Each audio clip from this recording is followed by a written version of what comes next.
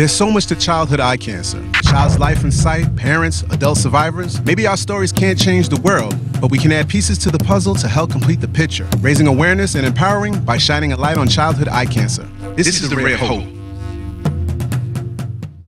Hi, my name's Linda Conyard and I live on the north side of Brisbane in Queensland in Australia. And I'm a parent of a child who has survived retinoblastoma, bilateral retinoblastoma. Today, with the help of Linda, we'll explore an often forgotten or unrecognized side effect of retinoblastoma, trauma. Linda's qualified both professionally and personally. I'm a psychotherapist and I specialise in trauma. I educate people around what happens to them physiologically. So when they're in trauma, that frontal cortex, that thinking logical part of their brain is disconnected in like a nanosecond. It's our survival mechanism. We're hardwired for that. And then the survival part of the brain kicks in and the only thing you've got accessible to you is fight, flight, freeze or faint. She recalls her own experience as the parent of a child with RB, receiving the diagnosis. I didn't even know what the word oncology meant. One of my first questions was, is it in both eyes? And the answer was yes. My next question was, is she going to die? It took every ounce of my strength to just stay there and not just take her and run away. It just didn't go together like a baby, a healthy baby, which is what she was. She was a chubby, healthy baby. And cancer, I couldn't understand it. I couldn't make it fit. So my experience was absolutely being in trauma and shock. I lived my life really in autopilot, turning up to appointments, just getting the kids to where they needed to go. I was just absolutely not in my body. I was just functioning the best that I could. The shock of diagnosis, the associated experience and emotions that go hand in hand with the treatments, the disruption to an entire family's life. In the midst of all this, parents need to make quick medical decisions, but yet find themselves uninformed. When I asked questions, I found that I'd have to re-ask questions.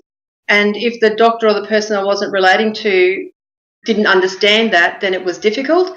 And if they did understand that I needed to hear it more than once, then it was okay. I was able to let the information in. And that's what I've really become aware of over these many, many years, is that in the medical model, we're on this like conveyor belt. And, you know, people are making these huge life decisions in this state of trauma. The thing about trauma is that if not resolved, it can impact how a person responds to all sorts of situations. It's trapped in the body, in the nervous system of the body, and the body feels like it's actually happening, but after the trauma and the event's over, it's not happening anymore. I found myself even living in that state of trauma response for, years. That trauma response can show itself in various forms. Anxiety, panic, stress, chronic illness. I find always underneath that there's some unresolved trauma that's usually so far removed from the actual incident that they just don't make the link. They sort of think that they've got through things, but then sitting underneath that is this unresolved trauma. This trauma isn't exclusive to parents. Like CJ Fish, an adult RB survivor who experienced 6 different tumors by the time she was 21. With all the surgeries that included stays in ICU with breathing tubes, CJ recalled her first panic attack after participating in a study on her college campus. The study required her to wear an oxygen mask. It looked a lot like having a seizure. I was shaking. I was breathing very rapidly and very scared. Studying music therapy, CJ sought help and learned of some deep-rooted anxiety stemming from her repressed experiences during her childhood. Working through that trauma, she's now aware of the early signs exhibited by children.